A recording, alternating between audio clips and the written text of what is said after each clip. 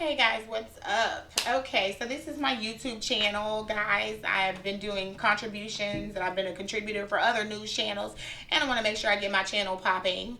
Okay, a lot of you all know me from doing rants on my Facebook page and my Instagram, and so I'm kind of just crossing over and putting these things on my channel so that you guys can constantly go to them without going to my pages, etc. Um, Guys, I want to expand on a video that I posted on African Diaspora News Channel, as I'm a contributor there, about representing yourself. Y'all, why in the heck do we represent ourselves in the criminal sector, in child custody actions, in CPS actions, etc.? Guys, it is not, don't do it. Just don't do it. It's so many tricks and rules to this game, that a lot of the times people don't know the tricks and rules when they get out of law school. They know the bar, but the bar doesn't get you ready for the application of the law and fighting a true case.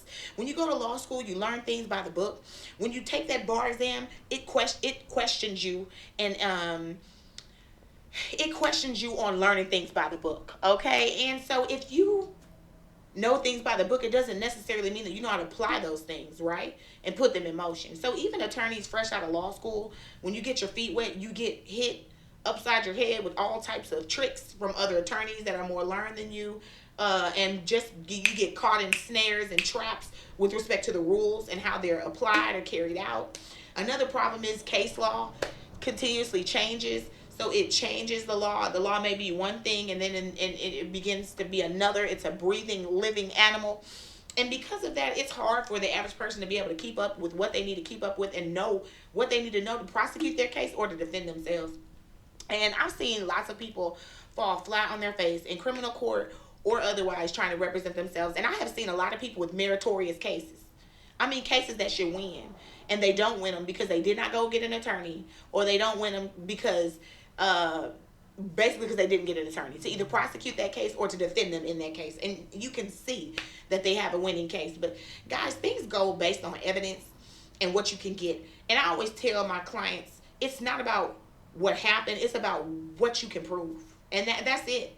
Because at the end of the day, a jury, a fact finder, a judge, whoever's gonna hear your case, whether it's a trial by jury case or a trial by judge case, has to listen to the facts. They listen to the facts of your case, in a span of hours, or maybe a day, or possibly a week, depending on how many issues are involved in your case, and they make a decision, okay, on your life in a split amount of time, listening to what's happened in your whole life over a week, or what's happened in your whole marriage over a couple days or a couple hours, or what's happened with your child's whole life over a week or a couple days or a couple hours. And you got to jam pack all of that into such a small amount of time, a small amount of time. And you got to get over to the fact finder, the judge, or the jury exactly what you need them to hear so that you can win your case.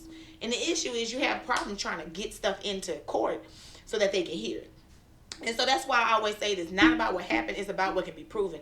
A lot of the times you can use experts to keep certain things from getting to a jury or a judge, or you can use the expert to curtail or curb what's being said to a jury or a judge by the other side. Experts help you win your cases, in a lot of cases. And attorneys know how to utilize those experts. In addition to that, attorneys know exactly what questions to ask to elicit the responses that are necessary to hit all elements of your case. You or to controvert elements of your case that are put at issue by the other side. Let's say in a criminal case, the state of Texas is trying to prove that you're guilty of doing A, B, C, and D, and they have to hit all elements. Okay, if you allow them to get in certain evidence against you that should not be in, that's going to cause the fact finder or the jury, the judge, to be able to look at certain things that they shouldn't have looked at, and then they can find you guilty on some stuff that they should have never seen to begin with. Okay, and so or vice versa, right? You're prosecuting a case and you can't get in what you need to prove that the other person's guilty, to hit your elements to prove that the other person is guilty of, let's say, tearing up your car, or causing you personal injury, or for what they done to the child. You're not unable to prove that because you're trying to do this on your own and you can't get the evidence in. So I always tell people, no matter what type of situation you're in, you got to kind of pretty much figure out how you're going to get a lawyer on your side. There are volunteer lawyer associations. There are lawyers who do work pro bono. There are lawyers that you can pay on payment plans. And there are different ways that you can get funds in order to pay a lawyer, such as possibly, taking a loan out, working more hours at work, whatever you need to do. You got to normally you need to make sure, and I don't even want to say normally, you always got to make sure that you have somebody on your side to advocate for you in the court of law. And a lot of the times that's where we as black and brown people fall short, because we don't have the representation, and we don't pay attention to the fact that we do need representation on our side. Even if we feel like we have a clear-cut winning case, something can happen on the day of that trial, and it can completely change everything around, because we either weren't able to get the evidence in front of the jury, okay, or they were able to get the wrong evidence in front of the jury or the judge. So it's very important, y'all, that we always have an attorney to assist us with our pleadings, with our cases, because I know that we have the right to defend ourselves, and we have the constitutional right to act on our own behalf in the court of law.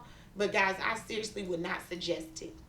I would not suggest it, and I don't know hardly anybody who is victorious doing it that did not have a bar license. So don't make yourself one of the,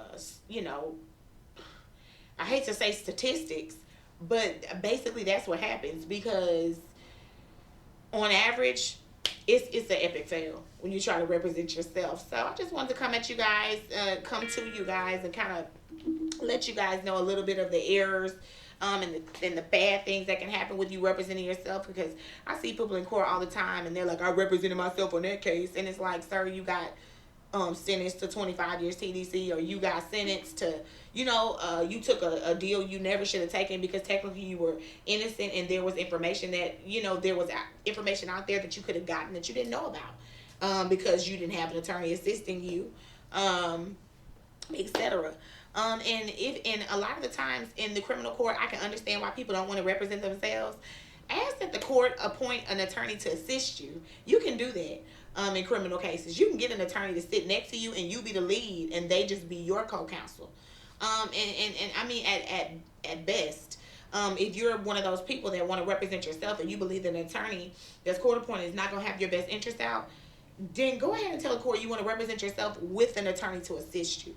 If they don't allow you that option, just get an attorney, because at the end of the day, you want to make sure that everything is done right in your case. And we do have to go before the court, on what we do in your case is wrong or right. So you always want to make sure that, your case is done properly. And if it's not, that there's somebody that you can get a ruling against, so that you can get back in court possibly and get your best day, because they might have messed you out of your best day, not properly representing you. Okay? But if you do that to yourself, well, then you can't file an appeal against yourself.